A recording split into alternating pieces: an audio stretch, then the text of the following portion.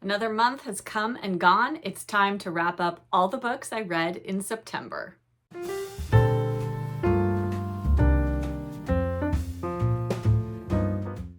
Hello book friends, I'm Jen and welcome to my reading life and welcome to my September reading wrap up. I am here today to chat about all of the books that I read in September, and September was a very good reading month for me. I read 14 books in September, so we have a lot to get through. Let us not dilly-dally, grab yourself a cuppa and let us get into all the books that I read last month.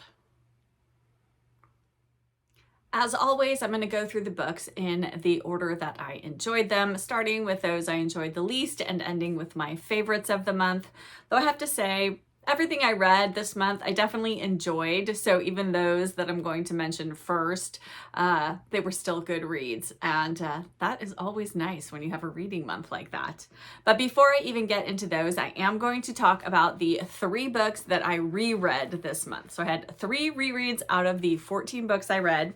And first was one that I finished right at the very beginning of September. I mostly read this in August, but I did not talk about it in my August wrap up. If you saw that wrap up, you'll know I have gone back to doing monthly wrap ups.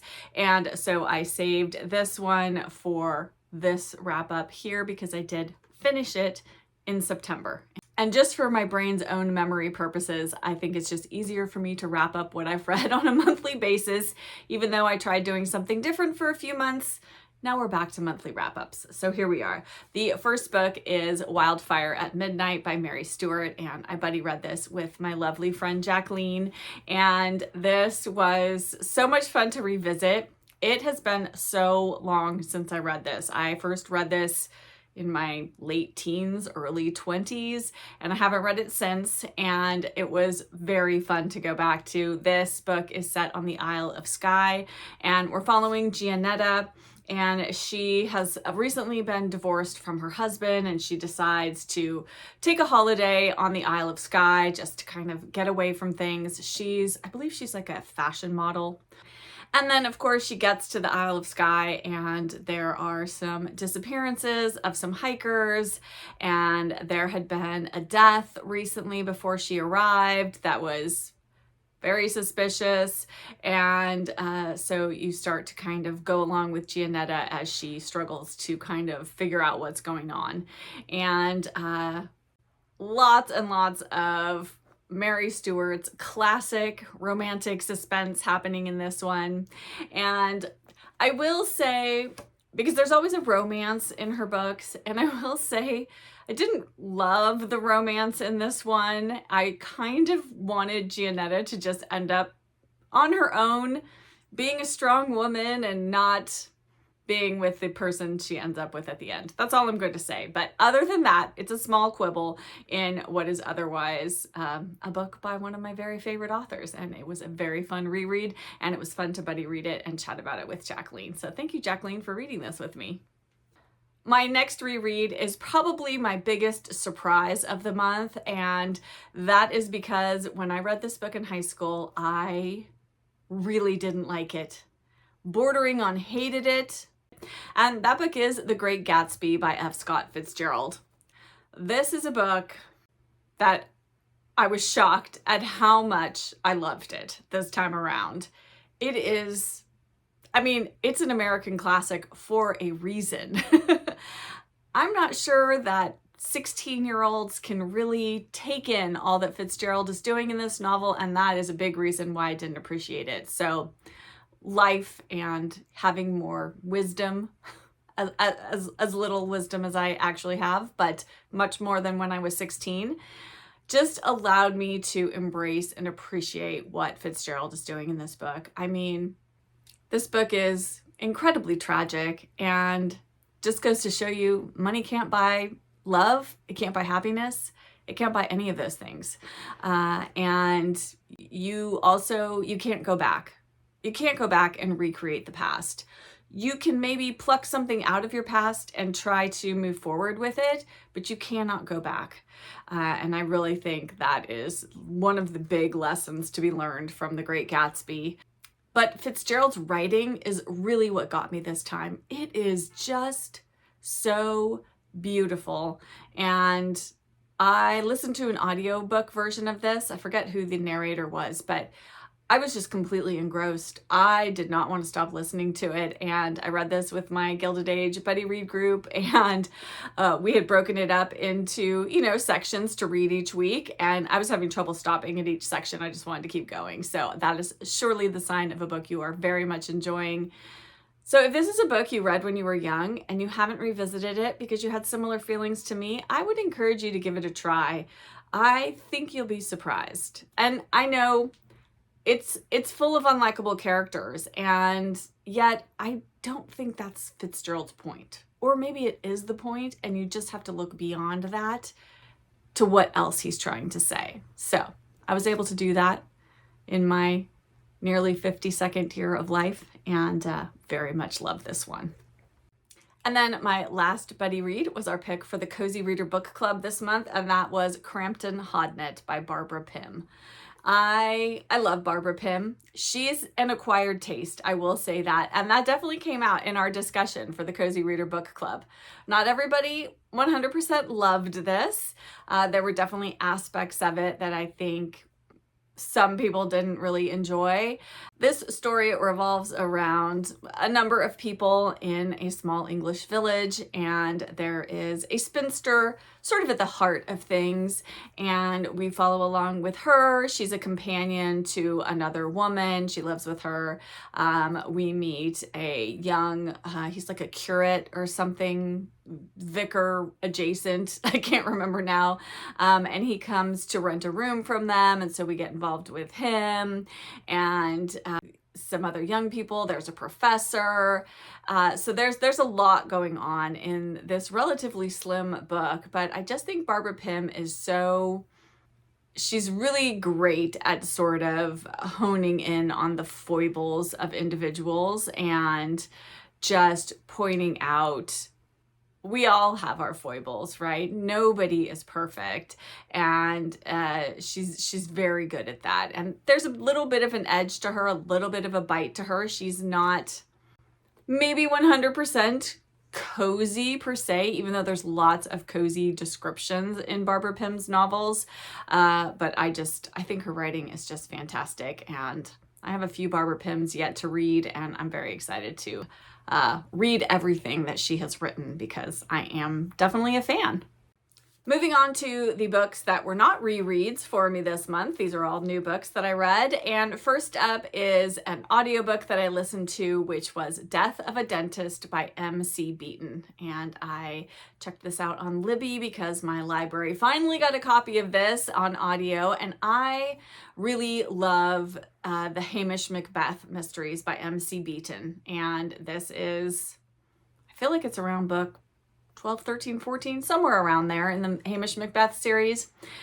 I will say right here, because I know lots of people love Agatha Raisin, but I am unfortunately not one of them. I find Agatha Raisin very off-putting.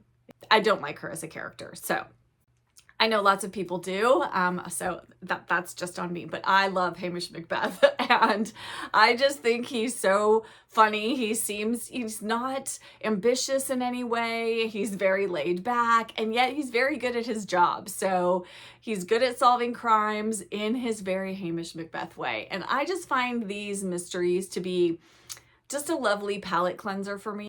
When I need something just kind of light and nothing too strenuous, they're just this side of kind of cozy mysteries, and I really just enjoy them. So now I'm waiting to see if my library will get the next one in the series on audio. I keep putting in requests for them to get them on Libby, so we'll see if that happens. But another enjoyable Hamish Macbeth entry. There is a dentist who is murdered.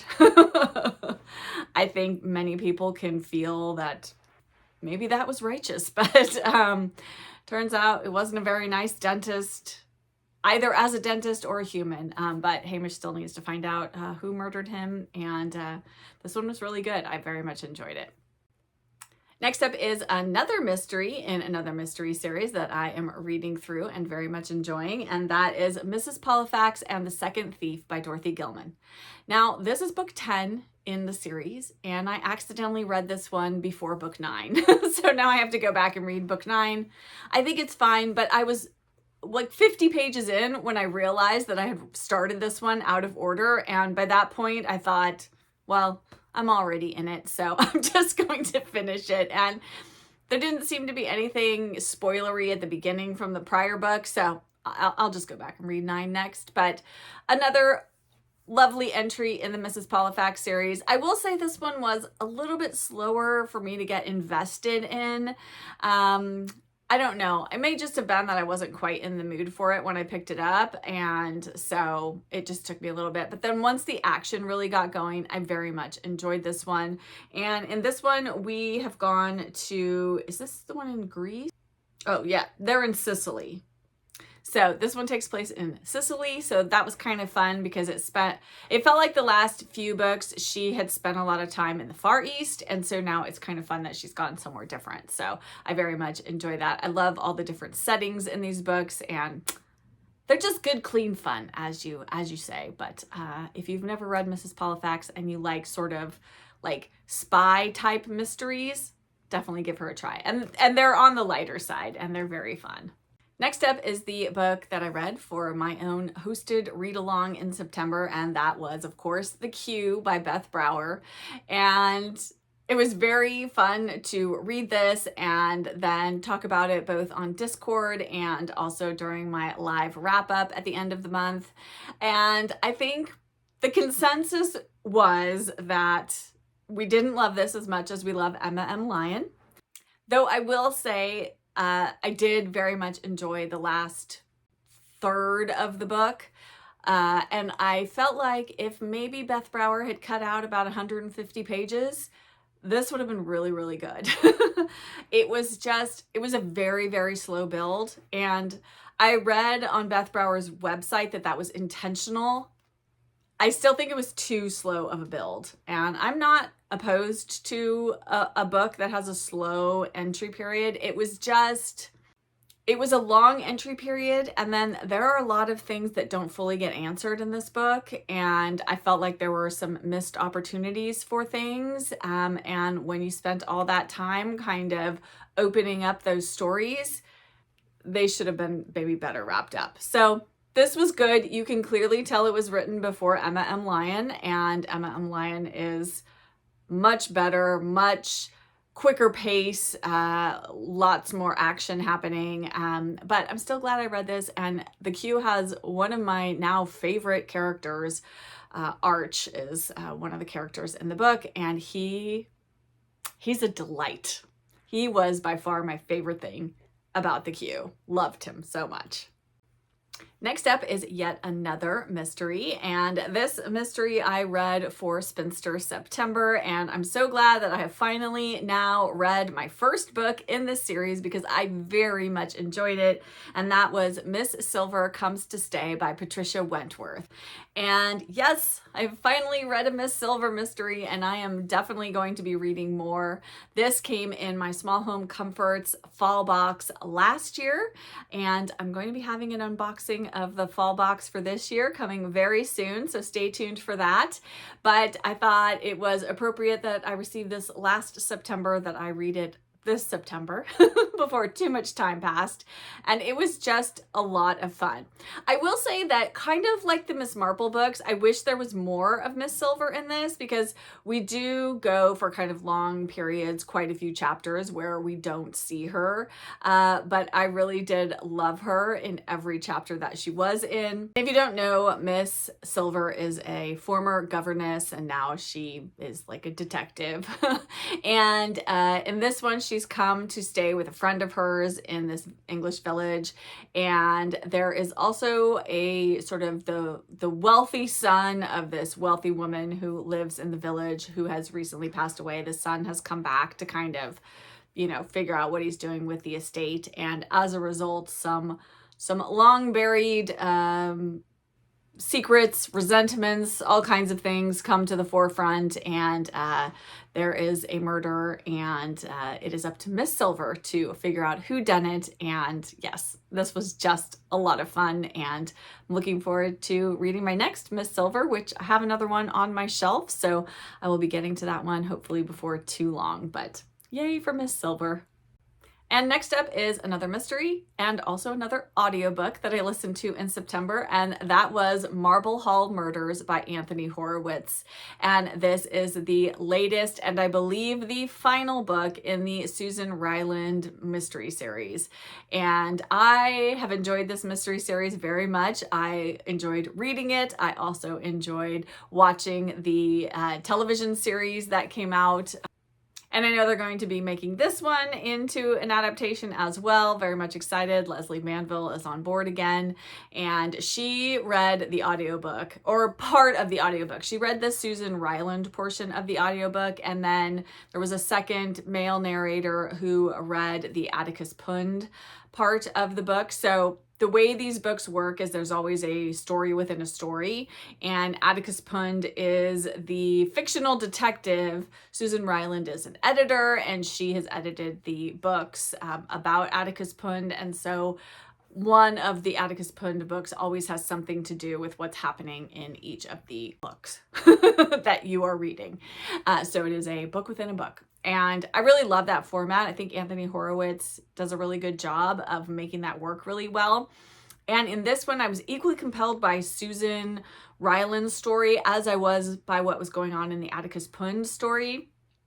In a couple of the earlier ones, I felt a little bit more drawn to Atticus Pund than to Susan Ryland, but she's grown on me. I found her a little abrasive at first, but definitely, especially after having seen Leslie Manville play her, she really has, I feel like Leslie Manville softened her enough and made her more likable, and I liked her a lot in this one, and I was with her the whole way, and I thought the mystery was fantastic, and I thought this was a wonderful wrap up to the series. And if you are a fan of the Susan Ryland mysteries, then definitely give this one a read, and I highly recommend the audiobook. It was fantastic.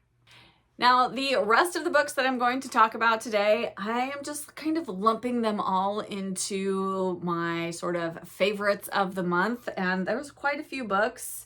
3, 4, 5, 6 books that were really standouts for me in September, and that's a great reading month. So these are in really no particular order, just I loved these and I recommend them, and if they sound good to you, then you should definitely pick them up. And first up is a book that I have had for a couple of years, I think, and while I flipped through it, I have never kind of gone through it cover to cover, and I finally did that in September of this year, and that is Susan Branch's Autumn. And this is just such a lovely book collection of just recipes and, you know, kind of, you know, Susan's memories and thoughts about autumn, and just filled with all of her quintessential artwork and her lovely handwriting. And these books are just so cozy and seasonal, and if that's something you enjoy, then absolutely pick this one up. Yes, I absolutely love everything Susan Branch does, and I have so many of her books. I should do a video of my Susan Branch collection. Let me know if you want to see that. But highly recommend Autumn. I've definitely found a few recipes in here that I want to try. Definitely want to make her chili recipe in here. Sounds really, really good. This was just such a lovely way to usher in autumn this year. Next up is a book that my Patreon book Jennies picked for me to read in September. I gave them 3 of the Persephone books that are sitting on my shelves that I really was in the mood to read, and let them pick one for me to read. And they are getting a special review video of this book. So I'm not going to talk about this too much other than to say that I very much enjoyed it. And the book they picked for me was Mrs. Miniver by Jan Struther.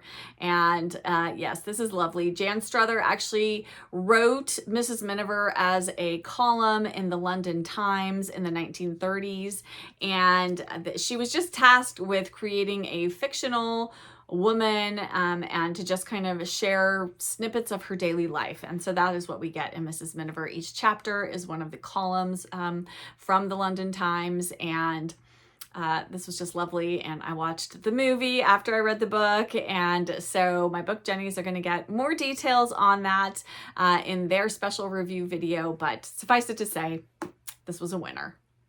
Then next up is a book that so many of you say that you have loved, and now I am also in the huge fans of this book, and that is Goodbye Mr. Chips and Other Stories by James Hilton. And I'm so glad that I found this copy. This is a Reader's Digest edition. It's not abridged. I triple checked that it's not abridged. I think Reader's Digest did some kind of like collections of shorter works. And so this is Goodbye Mr. Chips, and then also some other Mr. Chips stories that James Hilton wrote because there was such love for Mr. Chips. He just loved this. It was so fantastic. And what else can I say? If you like books about teachers and schools, you want something really uplifting and just fun and light and lovely and a thumping good read. Who is it that says a thumping good read?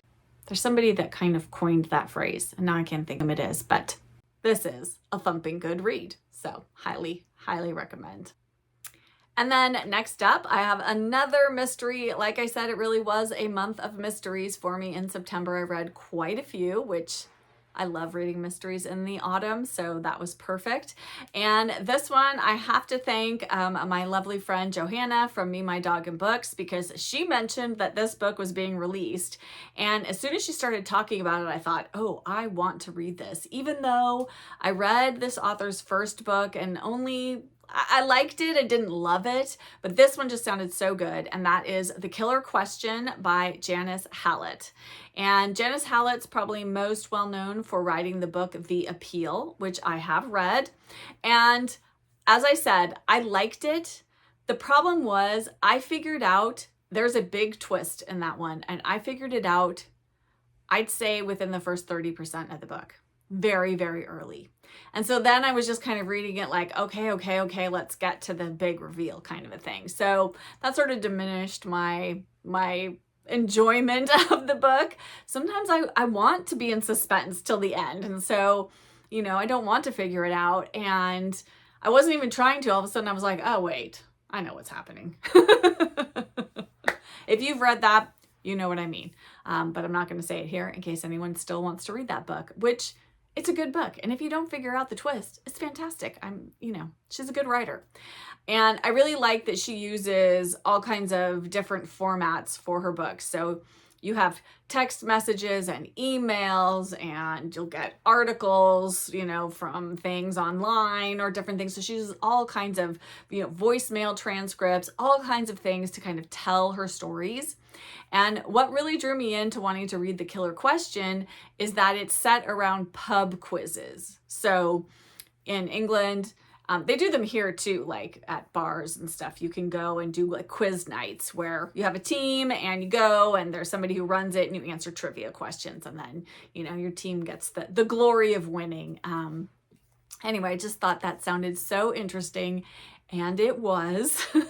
It was such a page turner for about two days. I literally couldn't put it down. Every time I was up and had a moment to read, I was picking up my Kindle and reading through it. I luckily got a copy from my library, and it was just a delight. And now I do kind of want to go back and read some of Janice Hallett's other books. I've heard The Christmas Appeal is good, so I might read that during the holiday season, but let me know if you've read any of her other things and what else I should read. I think she wrote, was it called The Halperton Angels? I've heard maybe that one's not quite as good as some of her others, but anyway, if you're a Janice Hallett fan, let me know in the comments what else of hers I should read. But I definitely recommend The Killer Question, and this is not a series. These are all standalones. I think other than, I don't know, is The Christmas Appeal, does it relate to The Appeal? Not sure. But this one is a standalone, so you don't have to have read any of her other books to read this and enjoy it. And it's goes at a very quick clip. So if you want something you're going to get immediately sucked into, if maybe you're feeling a bit slumpy in your reading, this is a good book to pull you out of that. And then next up was another book that I actually read most of it in August, and I finished it up just at the very beginning of September. And I am so glad that I finally read this classic, that I finally started this author, and I'm so excited to go on with him. And that book is The Warden by Anthony Trollope. And this is my first Anthony Trollope, and it will not be my last because I really enjoyed this. I ended up listening to it on audio, which I'm so glad that I did because it was fantastic. And I find sometimes that classics feel more accessible when I have them read aloud to me, just because the narrator has got the right inflection and tone and can kind of help set the scene for me. And that was absolutely the case with The Warden. And I just loved my time in this first in the Barsetshire Chronicles by Trollope, and I cannot wait to read book 2. I'm definitely going to do it on audio as well. I forget the narrator. Thank you to my friend Elizabeth for recommending this on audio because she was right. It was wonderful. And I'll put the narrator here on the screen because I can't remember his name off the top of my head, but he's really good. And I hope he reads the other books because it was fantastic. And then my final book of September, and this was the last book that I read for Spinster September. Oh, I should have said, I read Crampton Hodnett. We picked that for Cozy Reader Book Club for Spinster September also. So I did read 3 books for Spinster September, Crampton Hodnett, and then I read Miss Silver Comes to Stay. And then my third and final book for Spinster September was Parnassus on Wheels by Christopher Morley. And, this book, you guys, so good. I loved this. If you love books about books and bookish things, then absolutely you need to read Parnassus on Wheels. This is the most unassuming copy of this book, although I actually love it. It's embossed with CM for Christopher Morley on the front. And I just couldn't put this down. I read through it in like a day and a half. It was so good and so fun. And we follow this woman. She's a spinster and she lives with her brother, and she's feeling very much neglected and taken for granted. And, you know, like they live on a farm, and, you know, she does all the housework and everything for him. And he doesn't really give her a second thought. And then this man comes who has a traveling book cart kind of a thing. And he comes because her brother's a really big reader, and he is, you know, loves books. And so this man comes because he knows this, and he's hoping that he can sell his book cart to her brother, and that her brother will then take over his business and go on his way. Well, the brother is gone away when this happens, and so she ends up buying it and taking his place and going. But suffice it to say, so much fun. Mr. Mifflin, I think that's his name, Mr. Mifflin.